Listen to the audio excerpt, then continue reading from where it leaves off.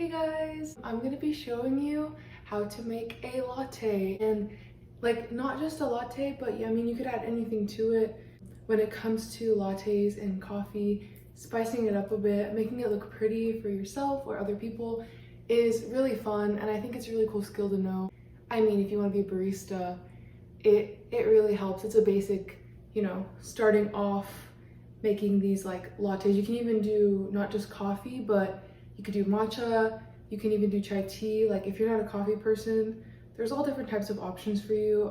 I have matcha right here, and I'm gonna be adding it to my latte. I'm gonna be showing you like a traditional coffee latte. I'm also gonna be adding my own little spice to it and doing latte art on top. But first, I can't just look like this when I'm making a latte. No, I have to get prepared, so give me a second.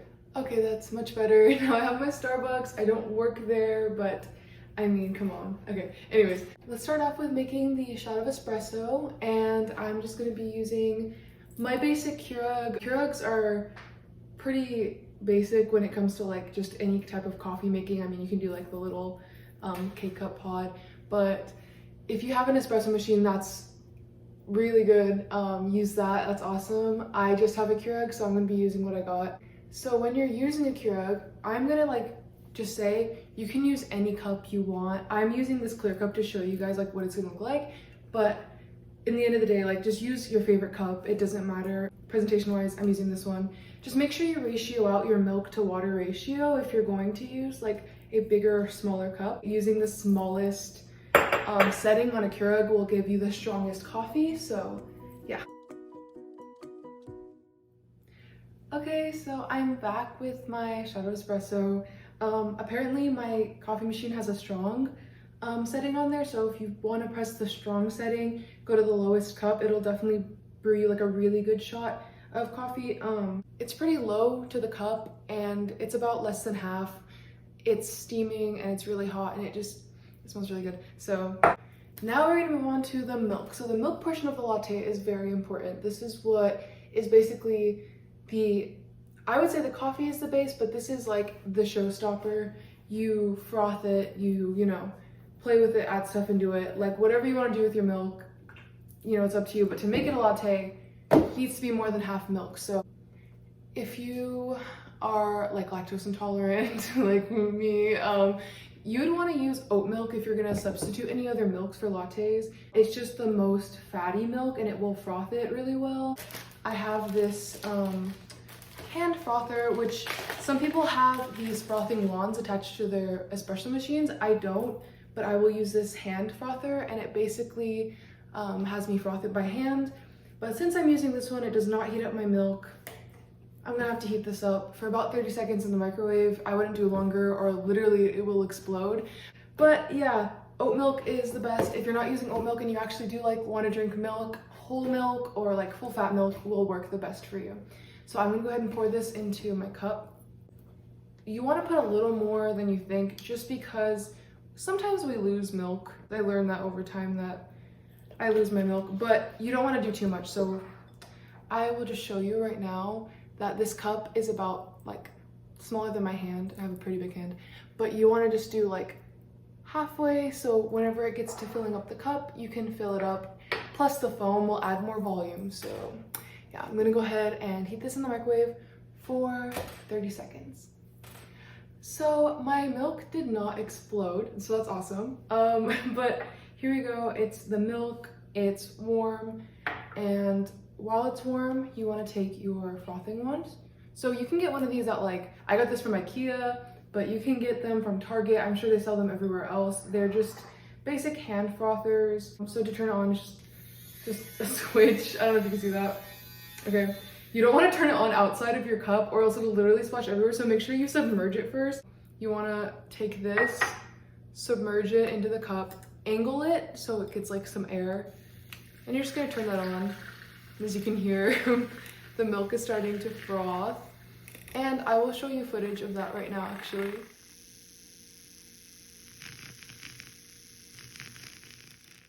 So now that I have frothed my milk, I'm gonna go ahead and add this. This is matcha powder. This is basically green tea powder. This one is just, you can find at your regular grocery store. They just come pure matcha powder. I like to add this to my milk just because it gives it more flavor for me. I'm really a big fan of green tea and matcha. So if you are, this would be really good for you. You'd really like it. Now, with the milk, it's fully warmed and frothed. And so at this point, I will froth this back into the milk. So the milk is still quite warm. I'm gonna put this in. The serving size is about 1/4 a teaspoon. So I'm gonna go ahead and do that. And then this is optional because some people don't like sweet things, some people do. For me, I like to add my honey to my milk actually. It just gives it more flavor, especially when adding the matcha. You get a matcha like foam on top, it's really nice. You could add it to the coffee too, but I personally choose not to just because I like the foam to be sweet. So yeah, I'm gonna go ahead and do that. And yeah, so I have my measure, so I'm gonna go ahead and measure out just 1/4 a teaspoon of matcha. So I measured out my matcha and I'm just gonna be adding it to the foam of the milk. I'm just gonna tap it into the milk and I'm gonna go ahead and refroth it into the milk just so it can get nice and mixed. You don't want chunky matcha in your tea or in your coffee, it's just not good. So as you can see, I'm just kind of frothing. So it's really important when you're making like drinks and stuff to have napkins on hand. I just made a really big mess. It's natural, it happens. Sometimes I'm not even paying attention and I lift the wand out too early and it just splatters everywhere, which is totally fine. As you can see, I'm just basically frothing it into the milk and it's just gonna give it more flavor. It's gonna turn it green actually. I really like green, so visually appealing, at least to me, and taste-wise very appealing. You don't have to do this, by the way, but you know, it gives it more personality. So now I'm gonna go ahead and add some local honey, which it doesn't have to be local. It can be literally any honey you want. You don't even have to put honey, you could put sugar, coconut sugar. I like to put honey in my latte just because I feel like it gives more substance to the drink. I feel like when you're drinking something, you want a syrupy texture rather than a sugary, grainy texture.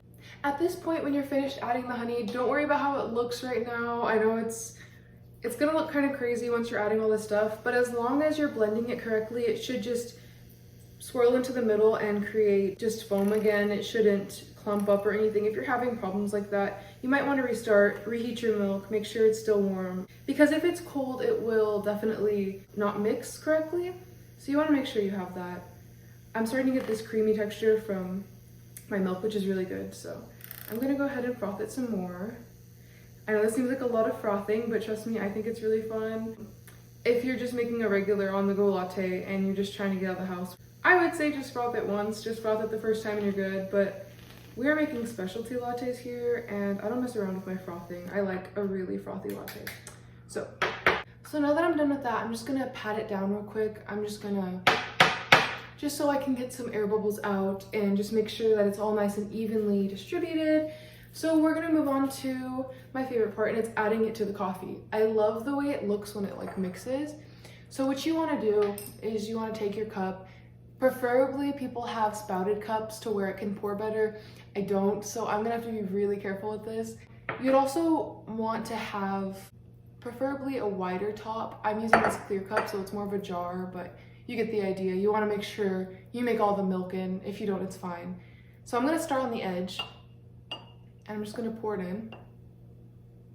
As you can see, it's rising to the top and it's gonna make it, yes, it makes it right to the top. Once you're done pouring it, you're gonna see this like beautiful ombre. That's my favorite part of making and mixing lattes together is when you put the milk in and the coffee at the bottom, don't mix it yourself, it'll take away the foam. Just appreciate the way that it looks, I guess. You can see there's the foam and the coffee mixed with the milk and it's this really pretty chocolate brown. I really like it. So yeah. So now that you're finished with that, you wanna do spices. Spices, when it comes to spices, you don't wanna put like pepper or paprika, like don't put any cooking spices. I know it's kind of obvious, but you want to do more of like baking spices. So I'm going to be using ground cinnamon. You could also use pumpkin spice during the holidays. I like to do that.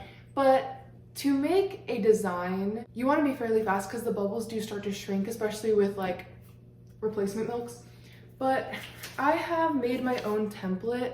I just cut out a piece of paper and I'm just gonna be pouring it in as so. So basically the design I cut out first was a little too big, so I went ahead and made it smaller. It doesn't matter what it looks like as long as the design is clear, because you're just gonna lay it on top as long as it covers the top of the cup, the circumference. But I got my cinnamon and I'm gonna go ahead and flatten this out. And I like a lot of cinnamon. You can choose how much to put, even if you just want a line, that's even considered art, to be honest. We're gonna go ahead and just sprinkle this on. There we go. And remove it lightly. And now there's a little heart in my latte.